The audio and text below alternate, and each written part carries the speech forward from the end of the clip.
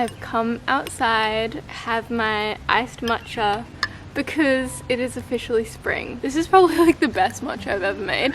I got given some free oat milk because it was out of date. Something about this out of date oat milk is hitting the spot. I'm doing a little catch-up Q&A with you all because it's been a while. I really wanted to just chat with you guys, so I'm not going to waste any more time. Let's just get straight into the questions. Someone said, how to deal with jealousy regarding your partner's past relationships. I love you. I love you too. That is such a hard one. I feel like jealousy is one of the things that I hate feeling the most. Like, I think in a way I would prefer being upset than jealous, because jealous is just like the most you feel. I think what's helped me the most with jealousy is being able to really like sit myself down and be like, okay, you're feeling this way, why are you jealous, like what are you jealous of, and then kind of try to be like, well, what's stopping you from having that as well. So in regards to like, you know, your current partner's past relationships, what are you jealous of that you feel they had that you guys don't? And, you know, how can you change that, or how can you see it in a different perspective? Sometimes the jealousy is there to point to like, what do you crave that maybe you feel like they had and you aren't getting from the relationship, and maybe how can you cultivate that, whether that be spending more time together or being more loving together. Like, what do you envy that they had? Are you jealous because you feel like they loved them more than they love you? And if so, how can you communicate that to your partner? I think another big thing with jealousy in relationships is to actually speak it. It's really hard and can feel very vulnerable to be like, I'm jealous, because no one wants to feel jealous. Excuse me. There's a line between, you know, noticing the jealousy and like kind of trying to do something about it, communicate it, sit with it, understand it, and also not feeding it, because I think you can become jealous and then just start kind of focus on that and like get more and more into it and feed that, and then it just becomes bigger and bigger for no reason. It's just really cool to start looking at jealousy as a thing that can really like pinpoint what you envy and then bringing that into your life and using it as a tool to like make your life better rather than feel, you know, less good about yourself. Someone asked, how do I come out of a mental rut? I am in so deep, never been so down and sad. I think really be gentle with yourself. I think a lot of people are really struggling throughout this time. I know I've had moments where it just feels all too much. The thing that always helps me the most is talking to people and journaling, but really just like getting it out of me. I think as someone that really feels a lot, like I'm a highly sensitive person and I feel my emotions very strongly, sometimes just like voicing it can just really help with that perspective, and just it's just like for me the most healing thing. So whether it be a close friend you trust or a family member or a professional, like if you're in a really dark place and you have the ability to see someone and talk to someone, whether it be online or in person, I highly recommend, because sometimes these emotions can consume us so deeply, and it's like just saying them out loud that can give us like this a bit more clarity of like how to actually navigate and what we need to like get ourselves out of this place. I feel like a lot of people think it's gonna burden the people they love when we open up, but at the end of the day, we've all been in a hard place, and when someone you love opens up to you about being in a hard place, not only does it let you feel less alone, because you're like, I've been there, I've done that, I'm glad I'm not the only one that's feeling this way, but it also allows like a way deeper connection. And I think I've learned to like really value when my friends open up to me and even need me in some way, whether it be like emotional help or in any way. It's like actually a privilege to be able to be there for the people you love. And I think really try to remember that, you know, when you're in a dark place, like your friends and the people you love actually want to help you. And of course there's a lot that you have to do yourself. It's not like you can put it all on them and they're gonna fix it up for you, but like they do want to support you, they do want to hold space for you. And I think don't feel bad about that. I think take that because you need it in these times where you're struggling. We're leaving brunch now. Okay, cool. I'll see you guys soon. Love you. Love you. It is the first day out of lockdown and I just feel like seeing my friends so bad. and they're all like at the beach right now, but I was like, I need to film this video, but they're coming here, which is awesome. Have you ever been insecure about what you look like, and how can you overcome that? I think we all struggle with how we look sometimes, but I think in those moments, like, oh shit, I need to sneeze. Oh my god. Like, for instance, now, like, filming this video, I looked back at some of the footage and I was like, oh, I don't know if I like the way I look in this video. And then you realize it doesn't matter.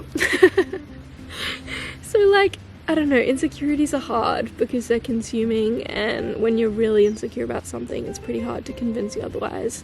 But I think just like noticing what you're insecure about, I think just taking the power away from your insecurity, I think I talked about that in my last Q&A, but just like really like pinpointing like, oh, I'm insecure about this. Why am I insecure about this? And then it usually leads to like, oh, I think people won't find me attractive, or like, I think I won't be as loved, or I don't know, you know, you pinpoint why it is, and then you kind of take the power away from it because you're like, oh, I'm insecure about my skin because I feel like it makes me unworthy of love, or, you know, it doesn't make me attractive, and then people won't want to be with me as much or whatever. And then you just like, oh, that's kind of ridiculous that I think that this will mean that people won't love me. And also, if that means certain people won't love me, then they're clearly not the people I want to be with, because like, you want to be with people that love you for you. Someone wrote, sorry to be TMI, but what contraception do you use?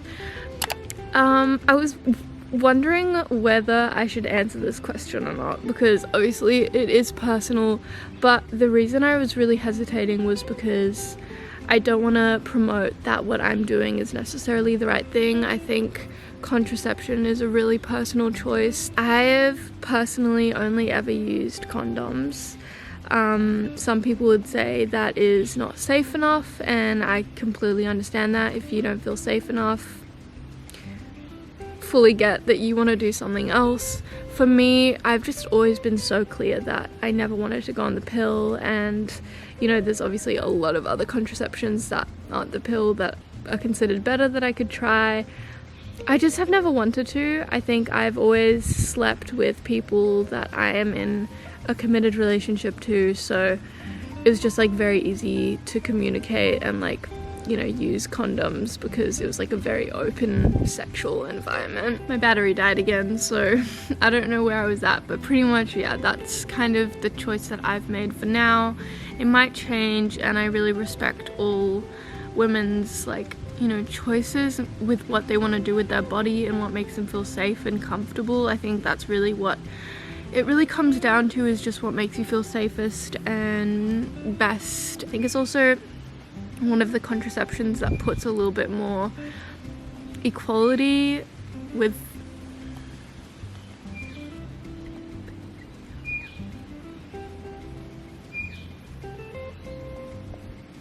I just had a little intermission because my neighbor was like 10 meters away, and I didn't really want to talk about contraception to myself in my garden while she was next to me. Someone asks, what is your current living situation? I think I already answered this on a Q&A on my Instagram recently, but I live with my parents. This is my family house that I grew up in. I love it here. I think my parents think I'm a bit too comfortable because I just don't ever want to leave.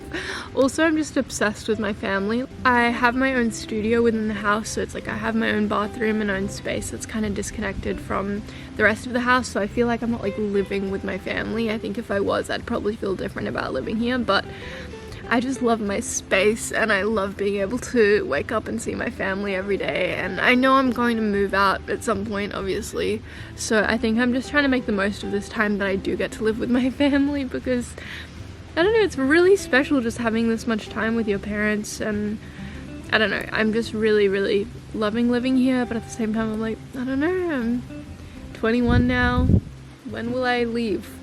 Best relationship advice.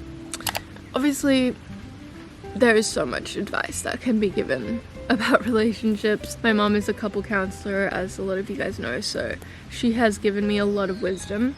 I think the best advice, if I had to pin it down, would just be to come from a place of love. I feel like relationships can bring up a lot of emotions and fears, and there can be kind of a lot of conflict that comes up. And I think if you're always acting from a place of love for yourself and the other person, it'll be okay. I mean, communication is really important. But yeah, I think if I had to be like, the greatest advice is just always check in with yourself and be like, am I communicating? Am I acting from? Am I in a place of love? Because if you're coming from a place of fear or jealousy or hurt or just anything that isn't love, it's just, you know, it's just not right. Sometimes coming from a place of love can, you know, even like hurt the other person if you need to be honest about something. But if it's coming from a place of love for that person, to help them, to help the relationship, then I think it's beneficial. As long as it's coming from love, you're doing something right. Someone said, how to open yourself up to love again after a breakup. I think time is really important. I think there's a lot to be said about, you know, needing to rebound or reconnect with someone after a breakup. Sometimes that is what really works. But I think taking time and putting effort into loving yourself as your own person, not connected to a partner, will just really, really help you then cultivate that love that then you can give to someone else when you meet the right person. You coming? Coming? You smell so beachy. See, the dress actually fits you. Yeah, you smell beachy too. You guys smell like sunscreen. Oh, that was Bella. She kept rubbing it on me. Everywhere. She's like, I really like rubbing on sunscreen. Hi. Welcome to the YouTube video, girls. What's going on in this Bring vid? it up. It is a Q&A. Oh. So we're just having a chat, really. I think I might be afraid to fall in love. I think that makes sense. Falling in love is scary. Yeah. Because it means you're really vulnerable and it means you can get hurt. Everyone always says it's so hard. I mean, actually, no. I think getting out of a relationship is hard and getting in, but I always find getting in a relationship really scary. It is really scary. Because you're like choosing to open up to someone and you're like, trusting. yeah, do I have to trust? Do I give them my heart? Yeah, and like, oh, it's so terrifying. So I fully get that, but at the same time, I think something that's helped me is you get to a point where you're like, okay, I'm either gonna live my whole life safe and not ever, you know, risk heartbreak, or I could just love and actually live a good life and know that you're gonna get hurt. Like, you're gonna get hurt, it's inevitable, but you'll also get over it. Yeah, you'll get over it. And it's like that, what's that quote, like, it's better to have loved or No, better to have lost and loved than to never loved at all. Something like that. And so deep. No. And that's the end of the video, guys. We might need to go inside. Yeah, he looks like he's committed. Yeah, he's ready to go. Alright, it's kind of loud out. I don't know if they hear that or not, but I'm assuming they would, so we need to go inside.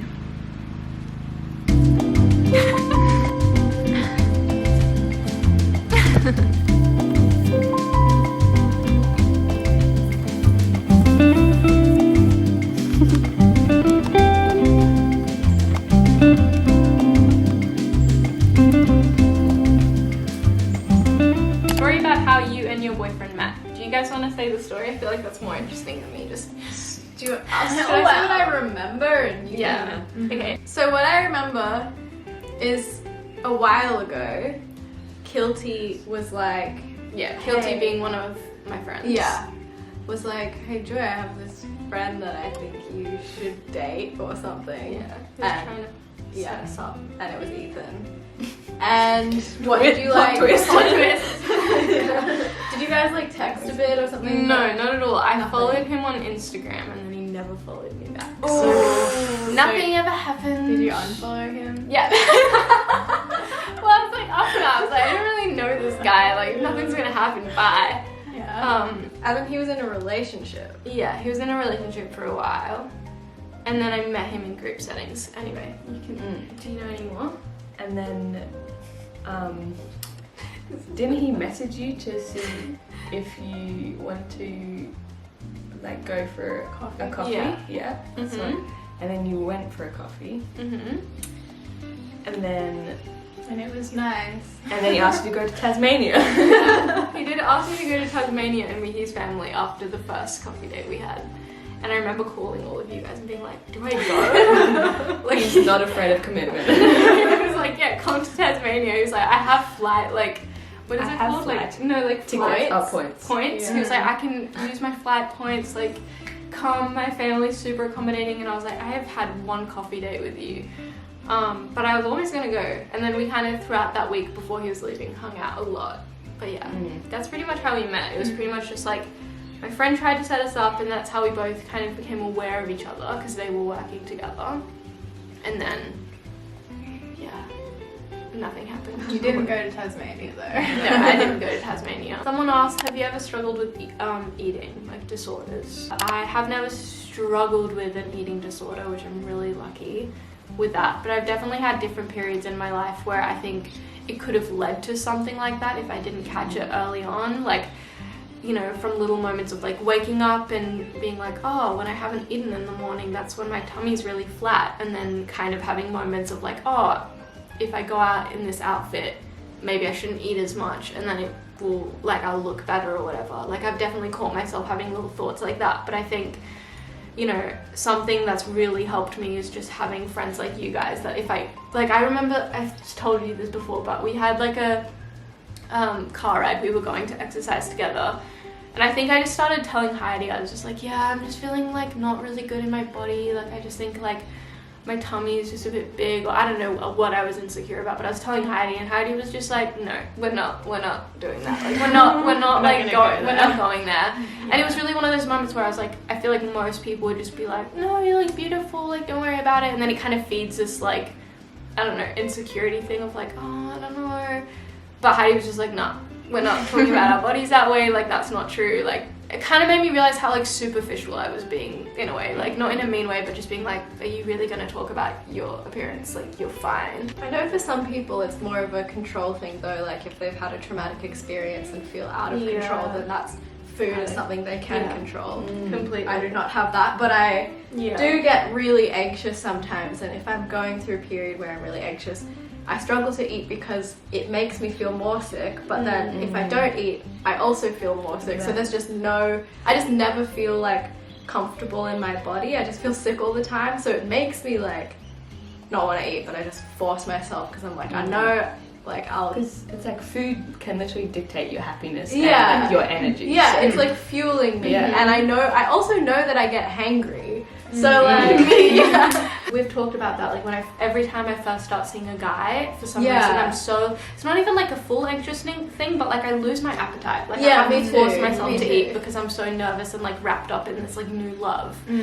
that I like just don't eat for a while, and I'm like, I have to like consciously be like, no, you need to eat because you will disappear if you don't. We've never made our looks a priority in our friendships, or like not a priority at all. Like it's just not what life is about to us, and I think we can all easily slip into a habit of going into that, but I think having a friendship and a community that reminds you like, nah, that's not what we're about, and that's not what like we're gonna support, like it's just really has helped me a lot, at least, because I feel like more than any of you, I feel like I can way more slip into kind of that side of life, and just having friends like you guys that are like, absolutely not. I'm like, you're right, thank you.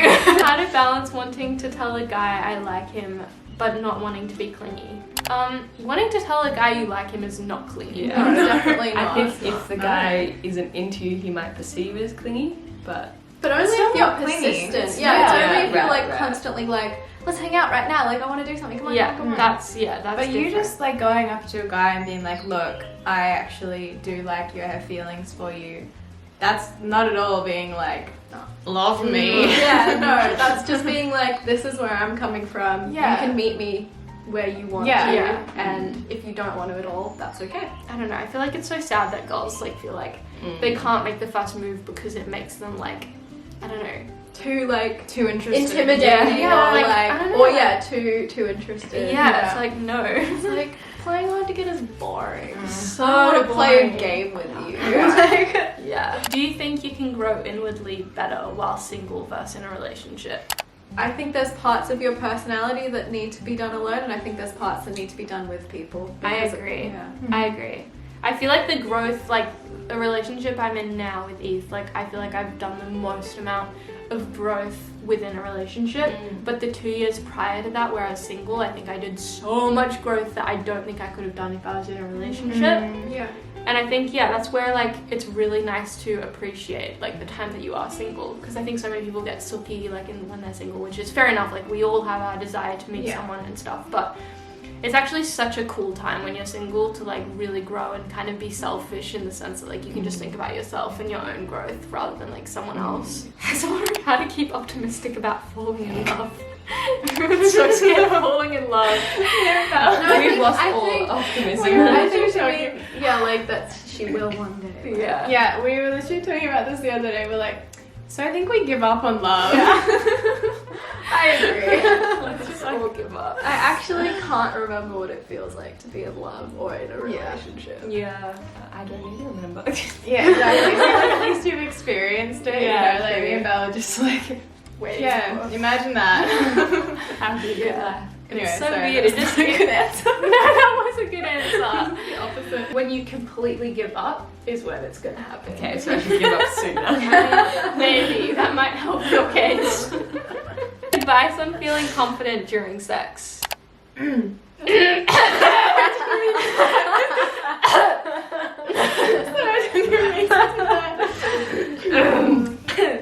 don't have any advice for this. Clearly you need do. some advice for this. I feel like just having a little giggle back. That was lost. I've got so much to say about that. No, you clear my throat. I think everyone has different things that make them feel confident. And I think it's understanding what makes you feel confident and then being able to do that for yourself and communicate it with your partner. Like for some people, like to feel confident, they need a certain lighting, and that's okay. Some people, to feel confident, they like music or they want like are we exposing each other? No, we're not. People need like words of affirmation. Like I really like when my partner is very vocal, like if they're like, you know, express how attracted they are to me or something, like that helps me feel confident. So I think a lot of it's also like communicating to your partner what makes you feel confident. And then also a lot of it is just, I guess, the confidence that you have from within of like what makes you feel confident, whether it be like, you know, whether you want to get clean before you have sex, like have a shower, that's fine. I definitely like that. Yeah, like I like definitely feeling clean. Whether it be like, I don't know, there's just so many things that can make you feel confident and depends on the person. So I think it's just figuring that out for yourself and just really like doing that for yourself, because you deserve to feel confident while you're having sex. So a few of you guys actually commented and like sent me messages being like, can you please do the like comment a fruit at the end of my videos, because in past videos I was like, if you've stayed till this point, comment a fruit. So what fruit should they comment if they've stayed till this point? Or is there a mulberry though? I don't know if there's cherry. Okay, let's do cherry. I think we've already done cherry. Yeah, let's do cherries. How about that? Yeah. If you stay till this point, comment a cherry. We love you guys. Hope this was interesting and an impromptu joint Q&A. I loved having you all here. My gals. Finally, I can be with you after all this time. Like so long. Yeah. Anyway, love you guys. Bye. Bye. Bye.